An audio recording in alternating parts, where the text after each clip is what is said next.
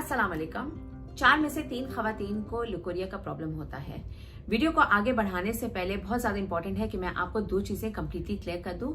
एक ये बात कि लुकोरिया जो है एक बीमारी नहीं है। लोग समझते हैं कि ये एक डिजीज है, ये एक डिजीज नहीं है। ये एक साइन है, एक सिम्टम है किसी और बीमारी का, जो एक एक्चुअल वजह होती है, कॉज होती है उस बीमारी का। ये एक सिम्टम है, ये एक अलामत है। सेकेंडली, लुकोरिया जो है एक कंप्लीटली नॉर्मल चीज है, नॉर्मल फिनोमिनॉन है। लेकिन ये एबनॉर्मल हो जाता है जब इस इन्फेक्शन को, या जो अंडरलाइन कॉज होती है, जो इन्फेक्शन की वजह होती है, उसको अगर ट्रीट ना किया जाए तो ये एबनॉर्मल हो जाता है, जिसकी वजह से बहुत ज्यादा जो है प्रॉब्लम्स आना शुरू हो जाते हैं। तो आज की इस वीडियो में हम लुकोरिया के बारे में ही बात करेंगे। इस वीडियो में मैं आपको बताऊंगी कि नॉर्मल क्या होता है, एबनॉर्मल क्या होता है, ठीक है, इसके क्या क्या वजूहात होती हैं जिसको ट्रीट करना बहुत ज्यादा इंपॉर्टेंट है। और उसके अलावा एंड में जाके मैं आपको इसका पूरा कंप्लीट इलाज बताऊंगी, जिसमें एंटीबायोटिक्स मेंशन करूंगी, होम रेमेडीज का बारे में भी मैं आपको बताऊंगी, और एंड में जाके सप्लीमेंट्स के बारे में भी मैं आपको डिटेल में बताऊंगी। मेरा नाम है Ayesha Cheema and welcome to my YouTube channel.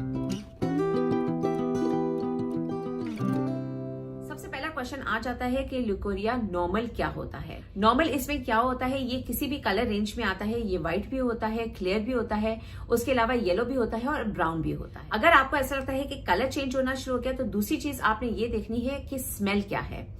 कुछ खवातीन में इसकी स्मेल नहीं होती है, कुछ में थोड़ी बहुत इसकी स्मेल होती है, लेकिन अगर बहुत स्ट्रांग स्मेल आना शुरू हो गई है तो ये नॉर्मल चीज नहीं है। थर्डली, इसकी क्वांटिटी कितनी होती है। ये 1 टीस्पून जो है हर औरत खारिज करती है। उसके अलावा 4th पॉइंट ये आ जाता है कि जो खवातीन प्रेगनेंसी के लिए ट्राई कर रही होती हैं, उनके लिए ये एक फर्टिलिटी ट्रैकर, इसको हम कहते हैं, ये उस तरह का होता है। तो जैसे जैसे आपकी साइकिल चेंज होती है, इसका कलर भी चेंज होता है, इसकी कितनी क्वांटिटी है वो भी चेंज होता है। सेकंड क्वेश्चन आ जाता है कि एबनॉर्मल डिस्चार्ज हम किसको कहते हैं। एबनॉर्मल डिस्चार्ज का कलर क्या होता है। ये एनीवेयर बिटवीन व्हाइट होता है, ग्रे होता है, ग्रीन कलर का हो जाए, येलोइश ग्रीन कलर का हो, तो ये एबनॉर्मल डिस्चार्ज है। सेकेंडली, ये इसकी स्मेल क्या होनी चाहिए। अगर बहुत ज्यादा, मैंने पहले भी बताया था, अगर बहुत ज्यादा स्ट्रांग स्मेल हो, ऐसी स्मेल हो जैसे मछली की स्मेल होती है, जिसको हम फिशी ओडोर कहते हैं, ये एक एबनॉर्मल है, ठीक है। थर्डली, इसकी क्वांटिटी क्या होनी चाहिए। क्वांटिटी अगर 1 टीस्पून से ज्यादा है, बहुत ज्यादा होना शुरू हो गया है, तो इसका मतलब आपको वहां पे इन्फेक्शन मौजूद है। उसके अलावा कुछ लोगों को वहां पे खारिश होती है, ये भी नॉर्मल नहीं है। बर्निंग होती है, जैसे कि आप यूरिन पास करते हैं, उसके अंदर आपको बर्निंग शुरू हो जाए, ये भी नॉर्मल नहीं है। उस एरिया में आपको स्वेलिंग है, रेडनेस है, इन्फ्लेमेशन है, वो भी नॉर्मल नहीं है, ठीक है।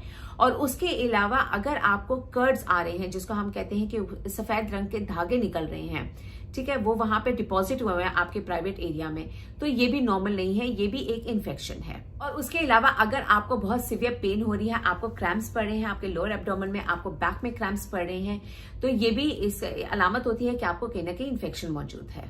अब नेक्स्ट क्वेश्चन आ जाता है कि साइकिल में ये डिस्चार्ज कैसे चेंज होता है, ठीक है।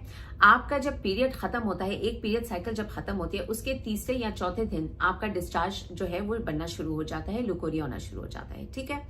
ये चलता है आपके फॉलिकुलर फेज के अंदर। फॉलिकुलर फेज वो वाला फेज होता है जिसमें अंडा बन रहा होता है। इस फॉलिकुलर फेज के अंदर ये डिस्चार्ज जो है ये व्हाइट कलर का होता है या क्लियर होता है। उसके अलावा ये स्टिकी होता है, ठीक है। फिर आ जाता है आपकी साइकिल की ओव्यूलेशन का टाइम, जब अंडा जो है वो आपके जो है ओवरी से निकल जाता है। उस टाइम के अंदर आपका डिस्चार्ज जो है वो चेंज हो जाता है। ये हो जाता है अंडे की सफेदी की तरह, यानी कि ये थोड़ा सा पतला हो जाता है और जो है स्लिपरी हो जाता है। उसके बाद आ जाता है आपका जो है ल्यूटियल फेज। ल्यूटियल फेज के अंदर प्रोजेस्टेरॉन के लेवल्स जो है वो हाई होना शुरू हो जाते हैं, और फिर अगेन आपका डिस्चार्ज जो है वो चेंज हो जाता है। ये डिस्चार्ज जो है ये थिक होना शुरू हो जाता है और म्यूकस टाइप का हो जाता है, ठीक है, क्योंकि ये हार्मोनल चेंजेस के साथ साथ ये डिस्चार्ज जो है आपका चेंज हो रहा होता है।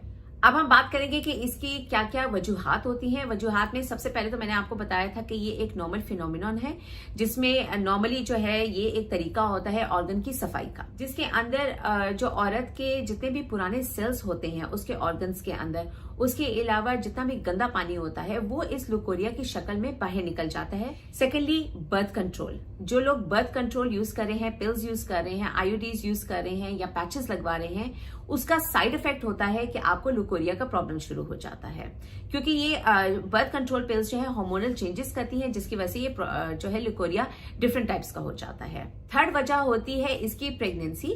अगर आप हामिल हैं तो आपका लुकोरिया जो है उस टाइम पे चेंज हो जाता है, क्योंकि आपके प्रोजेस्टेरॉन के लेवल्स जो है वो इंक्रीज हो जाते हैं। फोर्थ आ जाता है अगर आपको सिवियर कॉन्स्टिपेशन रहती है, कॉन्स्टिपेशन की वजह से भी लुकोरिया का प्रॉब्लम जो है वो ज्यादा बढ़ जाता है। फिफ्थ आ जाता है यीस्ट इन्फेक्शन। यीस्ट इन्फेक्शन बहुत कॉमन है, हर औरत को जो है वो यीस्ट इन्फेक्शन जरूर होता है। ये एक नॉर्मल चीज है और ये एक ट्रीटेबल चीज है, ठीक है। इसमें क्या होता है कि आपका डिस्चार्ज जो है वो व्हाइट कलर का होता है और थिक होता है, तो ऐसा लगता है जैसे सफेद धागे जो हैं आपके प्राइवेट एरिया के अंदर डिपॉजिट हुए होंगे, वहां पे पड़े होंगे, ठीक है। तो इसको कहते हैं हम यीस्ट इन्फेक्शन। कुछ खवातीन के अंदर बहुत स्मेली भी हो जाता है, कुछ के अंदर स्मेल नहीं होती है, और उसके अलावा आपको इचिंग इसकी वजह से बहुत ज्यादा होती है। नेक्स्ट वजह जो है वो है बैक्टीरियल वेजाइनोसिस। बैक्टीरियल वेजाइनोसिस एक वो बैक्टीरिया का इन्फेक्शन है जिसमें आपका नॉर्मल बैक्टीरिया जो है वो हद से ज्यादा जो है वो बढ़ गया हुआ है, उसके अंदर और बैक्टीरिया जो है वो ऐड हो गए हुए हैं, ठीक है। इसका आपको कैसे पता लगता है कि आपका डिस्चार्ज जो है वो व्हाइट ग्रे कलर का होता है, और उसके अलावा बहुत स्ट्रॉन्ग स्मेल होती है इसमें, जैसे मछली की स्मेल होती है। नेक्स्ट कॉज आ जाती है एसटीडीज की। एसटीडीज में ये क्लमिडिया होता है, गोनोरिया होता है, ट्रिकोमोनास होता है, इसकी वजह से आपका लिकोरिया का प्रॉब्लम जो है वो ज्यादा बढ़ जाता है। नेक्स्ट पॉइंट आ जाता है वो लोग जिनको अनीमिया है, जिसके अंदर आयरन की कमी होती है, उनके अंदर भी जो है लुकोरिया का प्रॉब्लम आ जाता है। उसके अलावा जो लोग खास सफाई का ख्याल नहीं रखते हैं उनके अंदर भी हो जाता है। उसके अलावा जिनको डायबिटीज का प्रॉब्लम है उनके अंदर, जिनको शुगर का प्रॉब्लम है उनके अंदर लुकोरिया का प्रॉब्लम जो है वो ज्यादा बढ़ जाता है। उसके अलावा जिनके अंदर एक्टोपिक प्रेगनेंसी होती है उनके अंदर भी लुकोरिया का प्रॉब्लम जो है वो बढ़ जाता है। उसके अलावा जिन लोगों के अंदर कैंसर जो है वो हो सकता है, मेनली सर्वाइकल कैंसर जो होता है उसके अंदर जो है आपका डिस्चार्ज जो है वो एबनॉर्मल होना शुरू हो जाता है। अब हम आ जाते हैं कि इसको ट्रीट कैसे किया जाता है। सबसे पहले तो मैं आपको बताऊंगी कि एहतियात बहुत ज्यादा इंपॉर्टेंट है। एहतियात आपने क्या क्या करनी है, एक तो नंबर 1, आपने कोई भी परफ्यूम या टैल्कम पाउडर या ऐसी चीजें आपने अपने परफ्यूम सोप वगैरह जो होते हैं, नहाते वक्त शैम्पू उस एरिया में आपने नहीं इस्तेमाल करना है। सेकेंडली, आपने जो अपने अंडरगारमेंट्स हैं वो कॉटन के इस्तेमाल करने हैं, सिल्क के या लेस के इनको आपने बिल्कुल इस्तेमाल नहीं करना है। थर्डली, आपने टाइट कपड़े नहीं पहनते, जो टाइट जीन्स वगैरह और टाइट पैंट्स वगैरह, स्किनी पैंट्स जो चली हुई हैं, उनकी वजह से भी लुकोरिया का प्रॉब्लम जो है वो ज्यादा एक्सटेंड हो जाता है। फोर्थली आ जाता है कि आपने अपनी कॉज को ट्रीट करना है। जैसे अगर आपको कॉन्स्टिपेशन रहती है तो आपने कॉन्स्टिपेशन को खत्म करना है, ताकि ये चीज आपको जो है वो बॉदर ना करे। फिफ्थ आ जाता है कि आपने अपने प्राइवेट एरिया को जो है कंप्लीटली क्लीन रखना है और ड्राई रखना है। तो जैसे हमारे बाथरूम्स में हम वाटर यूज करते हैं, पानी यूज करते हैं सफाई के लिए, उसके बाद आप टिश्यू के साथ इसको पैक कर लें और इसको अच्छी तरह ड्राई कर लें। नेक्स्ट पॉइंट आ जाता है कि आपने अपने आप को जब सफाई करनी होती है तो आपने आगे से पीछे की तरफ जाना है, पीछे से आगे की तरफ नहीं जाना है, क्योंकि पीछे से सारा बैक्टीरिया जो है वो आप फिर आगे की तरफ अपने प्राइवेट एरिया के अंदर डिपॉजिट करें, उसके अंदर डाल रहे हैं जो गंदा बैक्टीरिया होता है। नेक्स्ट पॉइंट आ जाता है कि कुछ ऐसे हम सैनिटरी नैपकिन यूज करते हैं, पैड्स यूज करते हैं, जिनके अंदर ऐसी कवरिंग मौजूद होती है जिससे आप एलर्जिक होते हैं, तो उसकी वजह से भी आपको इन्फेक्शन हो सकता है। तो आप अपना पैड चेंज करें अगर आपको इन्फेक्शन हो रहा है। और लास्टली, जो प्रिकॉशंस यूज किए जाते हैं, यानी कि जो कॉन्डम्स आप लोग यूज कर रहे हैं, उसकी कवरिंग के ऊपर जो स्पर्मिसाइड उन्होंने यूज किया होता है, जो दवाई उन्होंने उसके ऊपर लगाई होती है, उससे कुछ खवातीन जो है वो एलर्जिक होती हैं। तो ये भी ब्रांड आपको चेंज करके जो है वो यूज करनी चाहिए। अब हम बात करेंगे कि क्या क्या घरेलू टोटके हैं जो आपने इस्तेमाल करने हैं। सबसे पहले तो बहुत इंपॉर्टेंट है कि आपने पानी ज्यादा पीना है, इससे आपकी बॉडी नेचुरली क्लेंस हो जाती है, क्लीन हो जाती है। दूसरा ये कि आप जो है आधा लेमन जो है, या आप 1 टीस्पून लेमन जूस जो है वो आधे ग्लास पानी में डाल के उस एरिया को आप अच्छी तरह वहां से साफ कर लें, ठीक है। थर्ड आ जाता है कि आपने अपनी डाइट का बहुत ज्यादा ख्याल रखना है। डाइट के अंदर आपने चीनी वाले खाने नहीं खाने हैं, शुगरी फूड्स बिल्कुल नहीं खाने हैं। शुगर की वजह से जो है इन्फेक्शन ज्यादा बढ़ता है, यीस्ट जो है वो ग्रो करता है, इसको खाता है शुगर को। तो आपने शुगर वाले खाने बिल्कुल नहीं खाने हैं। सेकेंडली, आपने अपनी डाइट के अंदर वेजिटेबल्स का इस्तेमाल करना है, जो green leafy, dark green leafy vegetables हैं उनका इस्तेमाल करना है। उसके अलावा आपने डाइट के अंदर केलों का इस्तेमाल करना है, क्रैनबेरीज का इस्तेमाल करना है।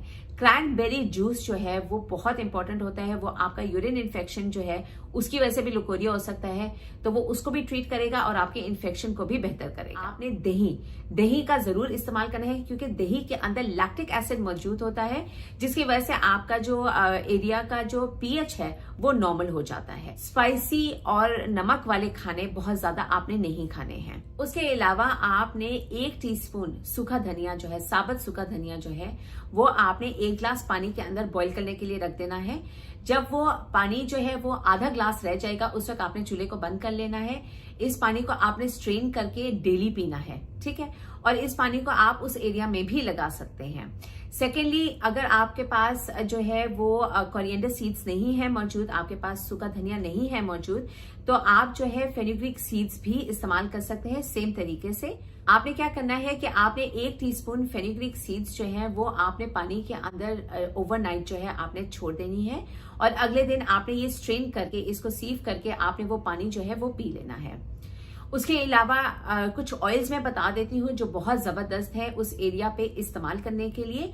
एक ऑयल जो सबसे इंपॉर्टेंट है, जो सबसे बेस्ट है, वो है ऑरिगेनो ऑयल, ठीक है। ऑरिगेनो ऑयल जो है एक नेचुरल एंटीबायोटिक है, ये बेस्ट होती है आपके लुकोरिया के इलाज के लिए।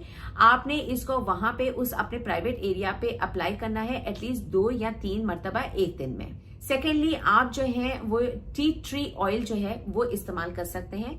थर्डली, अगर आपके पास ये दोनों चीजें नहीं हैं तो आप नॉर्मल कोकोनट ऑयल भी इस्तेमाल कर सकते हैं। इससे क्या होता है, इन सारे ऑयल्स को यूज करने से आपका जो वहां पे बैक्टीरिया की ग्रोथ है वो खत्म होना शुरू हो जाती है, आपकी इचिंग बेहतर हो जाती है। उसके अलावा इसके अंदर जो है एंटी फंगल प्रॉपर्टीज मौजूद होती है। और लास्ट में आ जाता है ग्रीन टी। ग्रीन टी आप पी भी सकते हैं रोजाना, और उसके अलावा जब उसका टी बैग आप बाहर निकालें उसको फ्रिज में रखते हैं। जब वो ठंडा हो जाए तो आप अपने एरिया को उस टी बैग के साथ क्लीन कर सकते हैं। कुछ लोग जो है वो फटकरी यानी कि एलम का भी इस्तेमाल कर सकते हैं। एलम जो है आपने 1 टीस्पून पानी के अंदर अच्छी तरह बॉईल कर लेना है, और उस पानी से आपने अपने एरिया को साफ कर लेना है। इसके अंदर पोटेशियम मौजूद होता है, जिसकी वजह से आपका वहां पे जो बैक्टीरिया की ओवर ग्रोथ है और जो फंगस है, तो इसके अंदर एंटी इन्फ्लेमेटरी प्रॉपर्टीज है, तो वहां का इन्फेक्शन जो है वो क्लियर हो जाता है और स्मेल भी वहां के एरिया की खत्म हो जाती है। 1 हफ्ते या 2 हफ्ते तक नहीं क्लियर हो रहा है और ज्यादा बढ़ता जा रहा है, तो आप फौरन अपने डॉक्टर के पास जरूर जाएं और प्रॉपर्ली अपना मुआयना करवाएं, क्योंकि इसकी वजह से कॉम्प्लिकेशंस हो सकती हैं। कॉम्प्लिकेशंस में पेल्विक इन्फ्लेमेटरी डिजीज हो सकती है और बांझपन के मसाइल हो सकते हैं। अब हम आ जाते हैं कि एंटीबायोटिक्स कौन कौन सी होती है। ज्यादातर जो है फ्लैजिल दी जाती है, मेट्रोनाइडाजोल दी जाती है इन्फेक्शन के लिए। उसके अलावा आप फार्मेसी से जाके ओवर द काउंटर जो चीज ले सकते हैं वो है कैनेस्टिन क्रीम। कैनेस्टिन क्रीम और कैनेस्टिन पेसरी मिलती है, या कैनेस्टिन की टैबलेट्स भी मिलती हैं। ये एंटी फंगल है, जो यीस्ट ओवरग्रोथ के लिए, कैंडिडाइसिस के लिए यूज किया जाता है। कैनेस्टिन क्रीम जो है आप नॉर्मली भी, अगर आपको लुकोरिया का प्रॉब्लम है तो आप उस एरिया में नॉर्मली भी उसको लगा सकते हैं, उसका कोई प्रॉब्लम नहीं है। नेक्स्ट अब आ जाता है कि सप्लीमेंट्स आपको कौन कौन से यूज करने चाहिए। सबसे पहले तो मैंने बताया था कि अनीमिया, अगर आपके अंदर खून की कमी है तो उसकी वजह से भी आपको लुकोरिया का प्रॉब्लम हो सकता है, तो आपने अपने आयरन लेवल जरूर चेक करवाने हैं। उसके लिए आप आयरन सप्लीमेंट्स ले सकते हैं, फॉलिक एसिड भी ले सकते हैं। Secondly, vitamin D. अच्छा, विटामिन डी का ये देखा गया था कि विटामिन डी ना सिर्फ फर्टिलिटी प्रॉब्लम्स करता है, बल्कि जिन खवातीन के अंदर लुकोरिया एबनॉर्मल था उनके अंदर भी विटामिन डी की कमी थी। विटामिन डी की कमी की वजह से बहुत सारे लोगों को, खवातीन को बैक्टीरियल वेजाइनोसिस का प्रॉब्लम होता है, जिसके अंदर वो मछली वाली स्मेल आती है, ठीक है। तो आपने विटामिन डी लेवल्स अपने जरूर चेक करवाने हैं, और कम से कम 500 इंटरनेशनल यूनिट्स आप डेली इस्तेमाल कर सकते हैं। नेक्स्ट आ जाता है विटामिन सी। विटामिन सी के बारे में आप सबको पता है कि इम्यूनिटी बूस्टर है। विटामिन सी आप 1000 मिलीग्राम डेली इस्तेमाल कर सकते हैं। विटामिन सी क्या करता है कि एक कोलेजन बनाता है, और कोलेजन क्या करता है कि आपके उस एरिया को, प्राइवेट एरिया को जो है स्ट्रेंथन करता है, उसको ज्यादा ताकतवर बनाता है ताकि उसके अंदर इन्फेक्शन आसानी से ना फैल सके। और नेक्स्ट आ जाता है विटामिन ई। विटामिन ई भी आप टैबलेट्स ले सकते हैं, 300 मिलीग्राम की टैबलेट आप इस्तेमाल कर सकते हैं। विटामिन ई मैं ज्यादा सजेस्ट करूंगी कि आप पिल्स ना इस्तेमाल करें, विटामिन ई का ऑयल इस्तेमाल करें। तो जो कैप्सूल्स मिलते हैं जो हम अपनी क्रीम्स के अंदर ऐड करते हैं, अपने चेहरे के ऊपर लगाते हैं, वही कैप्सूल आप तोड़ के उसमें से विटामिन ई का ऑयल निकाल के उस एरिया में लगाएं। इससे क्या होगा कि आपका इन्फेक्शन जल्दी ठीक होगा। नेक्स्ट सप्लीमेंट आ जाता है जिंक का। जिंक आप किसी भी फॉर्म में ले सकते हैं। 30 मिलीग्राम जिंक आपने डेली इस्तेमाल करना है।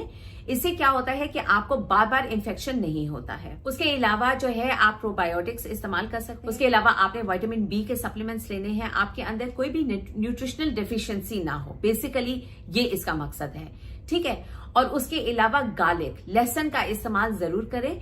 लहसुन कुछ लोग क्या करते हैं कि उसको उसके आपके अपने प्राइवेट एरिया के अंदर डाल देते हैं। ऐसा प्लीज मत करें, इससे कॉम्प्लिकेशंस होती हैं।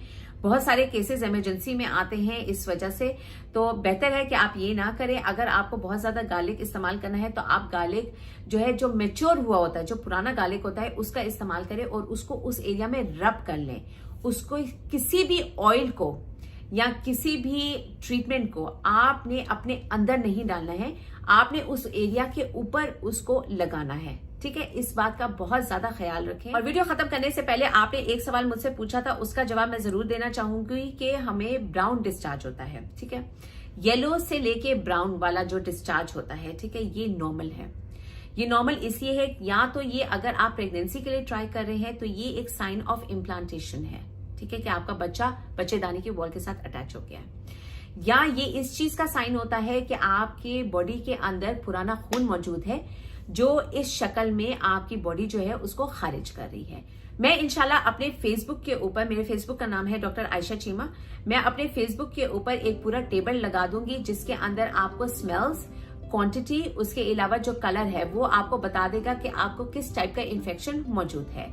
उम्मीद करती हूँ ये वीडियो आप सबके लिए मुफीद होगी। मेरी अगली वीडियो तक के लिए आप अपना बहुत ज्यादा ख्याल रखिएगा। अल्लाह हाफिज।